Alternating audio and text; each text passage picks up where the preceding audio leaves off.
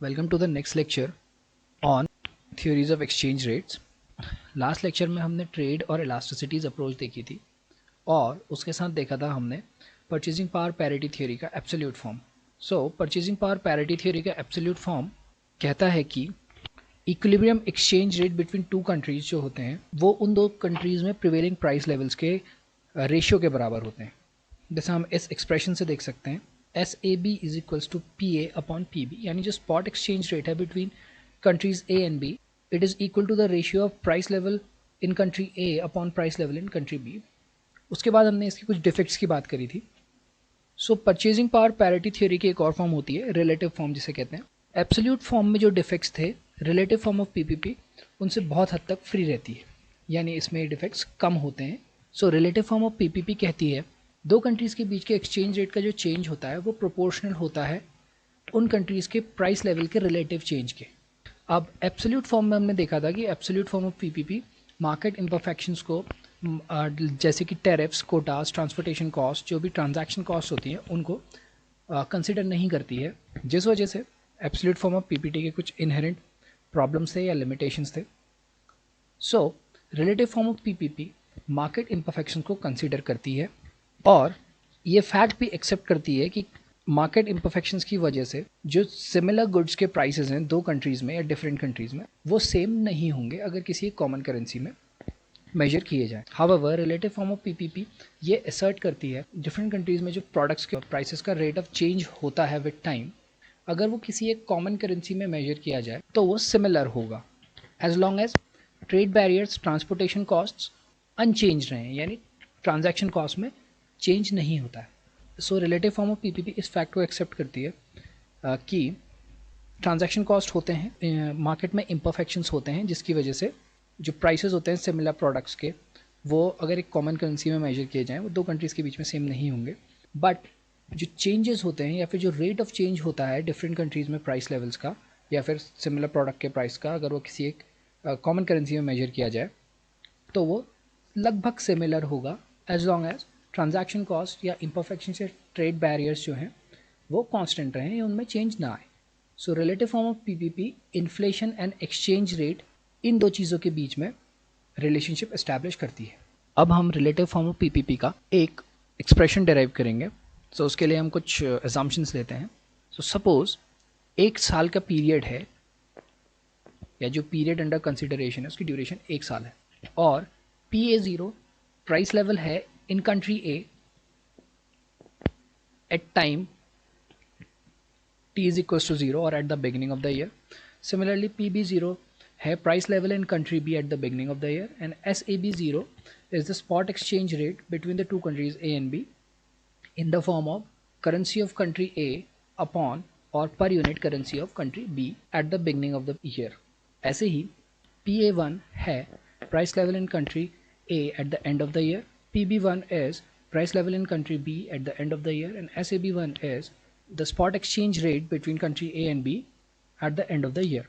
अब in case at the beginning of the year and at the end of the year किसी भी instant पे अगर absolute form of purchasing power parity theory hold करती है तो हम इन दो रिलेशनशिप्स को एस्टैब्लिश कर सकते हैं। At the beginning of the year किसी भी इंस्टेंट पे absolute form of purchasing power parity theory exist करती है। SAB0 will be equal to ratio of PA0 and PB0 and if the absolute form of purchasing power parity theory holds at the end of the year, ये वाली relationship हम establish कर सकते हैं SAB1 is equals to ratio of PA1 and PB1. Now suppose कि delta PA is rate of change of price levels in country A in the period of 1 year or the duration of 1 year, यानी delta PA जो है वो percentage change in price level in country A है in 1 year and delta PB is percentage change in price level of country B in 1 year and delta SAB is percentage change in the spot exchange rate between country A and B in 1 year और ये तीन entities percentage annual rate of change है।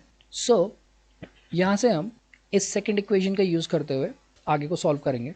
हमको पता है SAB1 is equals to PA1 upon PB1। यहाँ पर हमने SAB1 को रिप्लेस किया SAB0 1 plus delta SAB, PA1 को रिप्लेस किया PA0 1 plus delta PA and PB1 को रिप्लेस किया PB0 into 1 plus delta P B. So ये आया कैसे, इसको देखते हैं। एस ए बी वन जो कि है spot exchange rate between the countries A and B at the end of the year, इसको हम लिख सकते हैं S A B zero into 1 plus delta S A B, जहाँ पे एस ए पी ज़ीरो है spot exchange rate at the beginning of the year and delta S A B है वो है percentage change in the spot exchange rate in the duration of 1 year.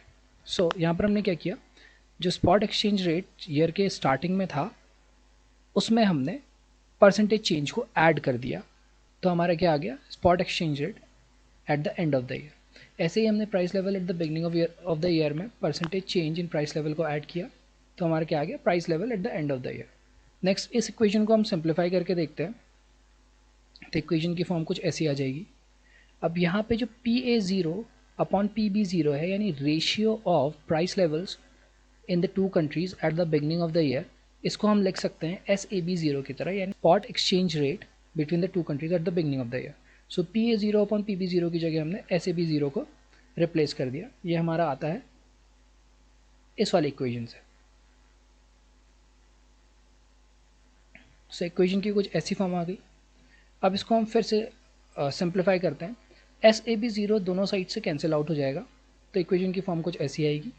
अब इसमें both side से हम 1 subtract करते हैं, तो इक्वेशन की फॉर्म कुछ ऐसी आ जाएगी, जहाँ पर आएगा delta S A B is equals to delta P A minus delta P B upon 1 plus delta P B. यहाँ पर delta P A and delta P B country A and country B के inflation rates हैं। Delta P A है change in the price level in country A for 1 year and delta P B is annual change in price level in country B. So ये जो है ये essentially inflation rates हैं दो countries के। अब in case delta P B जो कि inflation rate in country B है वो बहुत कम होता है 1 से, यानी इन्फ्लेशन रेट कंट्री बी में बहुत कम है, तो उस केस में हम 1 प्लस पी बी को रिप्लेस कर सकते हैं 1 से, क्योंकि डेल्टा पी बी जो है वो इनसिग्निफिकेंट है, यानी अगर 1 में हम इनसिग्निफिकेंट चीज़ को जोड़ेंगे तो एसेंशियली 1 ही हमारे पास बचता है। यहाँ पर से जो वाली इक्वेशन है delta S A B is equals to delta P A minus delta P B upon 1 plus delta P B. 1 plus delta P B को हम रिप्लेस कर देंगे 1 से, और एसेंशियली हमारी इक्वेशन जो डाइल्यूट हो जाएगी वो होगी delta S A B is equals to delta P A minus delta P B में। अब ये जो इक्वेशन है ये एक अप्रॉक्सीमेशन है rate of change of exchange rate का, उस केस में जहाँ पे कंट्री बी में जो इन्फ्लेशन होता है वो बहुत कम होता है। सो इस इक्वेशन से हम ये कह सकते हैं या ये असर्ट कर सकते हैं कि rate of change of exchange rate between two countries is equal to the difference of the inflation rate between the countries. अब यहाँ पे इन केस न्यूमेरिकल अगर सॉल्व करने के लिए आता है तो उस केस में आप यूज़ करेंगे वाली इक्वेशन, यानी delta S A B is equal to delta P A minus delta P B upon 1 plus delta P B, क्योंकि ये ट्रू फॉर्म है इक्वेशन की। नीचे वाली इक्वेशन जो है वो सिर्फ और सिर्फ एक अप्रॉक्सीमेशन है एक स्पेशल केस में। सो पहली वाली इक्वेशन को अगर हम देखें, यहाँ पर से हम कह सकते हैं कि अगर इन्फ्लेशन रेट कंट्री ए में कंट्री बी से ज़्यादा होता है, यानी delta P A delta P B से ज़्यादा होता है, तो डेल्टा एस ए बी जो आएगा वो एक पॉजिटिव क्वांटिटी आएगी, यानी क्या होगा, exchange rate between the two countries increase करेगा। उस केस में क्या होगा, कंट्री बी की करेंसी अप्रिशिएट करेगी और कंट्री ए की करेंसी डिप्रिशिएट करेगी। और जिस केस में delta P A delta P B से कम होता है, यानी inflation rate in country A is less than inflation rate in country B, वहाँ पे ये जो क्वांटिटी होगी delta P A minus delta P B ये नेगेटिव होगी, यानी एसेंशियली जो राइट हैंड साइड आ जाएगी वो नेगेटिव आ जाएगी। इसका मतलब जो चेंज इन एक्सचेंज रेट है वो नेगेटिव होगा, तो इसका मतलब कंट्री बी की करेंसी डिप्रिशिएट करेगी और कंट्री ए की करेंसी अप्रिशिएट करेगी। अब जैसे absolute form of PPP theory के साथ कुछ शॉर्टकमिंग्स थी, similarly relative form of PPP theory के साथ भी कुछ शॉर्टकमिंग्स है। फर्स्ट है, इन्फ्लेशन रेट्स के साथ साथ एक्सचेंज रेट को बाकी चीज़ें भी अफेक्ट करती हैं, जैसे कि interest rates, income levels, government control और बाकी चीज़ें जो वेरिएबल्स इकोनॉमी में प्रिवेल करते हैं। सेकंड, अगर हम डिफरेंट कंट्रीज़ के प्राइस लेवल डिटर्मिनेशन की बात करें तो उनमें ट्रेडेड गुड्स और नॉन ट्रेडेड गुड्स दोनों टाइप के गुड्स एंड सर्विसेज को इंक्लूड किया जाता है। तो उनमें traded goods and services and non traded goods and services दोनों टाइप के गुड्स एंड सर्विसेज को प्राइस लेवल डिटर्मिनेशन के लिए इंक्लूड किया जाता है। बट उसमें ऐसा होता है, जब हम इंटरनेशनल ट्रेड की बात करते हैं तो वहाँ पे सिर्फ ट्रेडेड गुड्स एंड सर्विसेज की बात होती है, जिनको इंटरनेशनल ट्रेड मोर और लेस इक्वलाइज कर लेता है।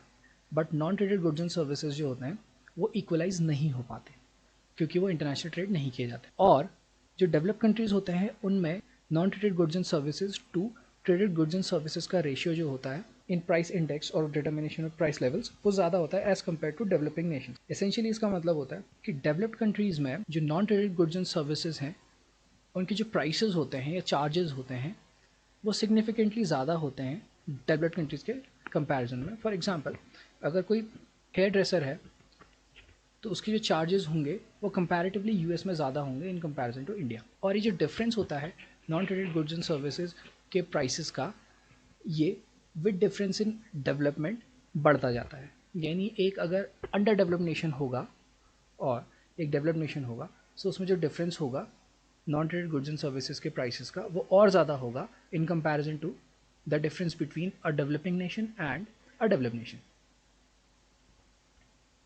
सो इस वजह से क्या होता है कि डेवलप कंट्रीज़ होते हैं उनके प्राइस लेवल्स का एक बड़ा चंक जो होता है वो non traded goods and services की वजह से आता है, और डेवलपिंग नेशंस के केस में प्राइस लेवल में non traded goods and services का जो कंट्रीब्यूशन होता है वो रिलेटिवली कम होता है।